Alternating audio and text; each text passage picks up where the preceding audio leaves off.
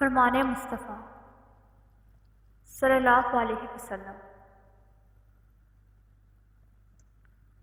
جس نے مجھ پر ایک مرتبہ درود پاک پڑھا، اللہ عز و جل اس پر 10 رحمتیں نازل فرمائے گا۔ مکہ مکرمہ میں رمضان، جس نے مکہ مکرمہ میں ماہ رمضان پایا اور روزہ رکھا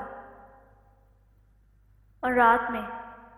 جتنا مصر آیا قیام کیا، تو اللہ عز و جل اس کے لیے اور جگہ کہ 1,00,000 رمضان کا ثواب لکھے گا، اور ہر دن ایک غلام آزاد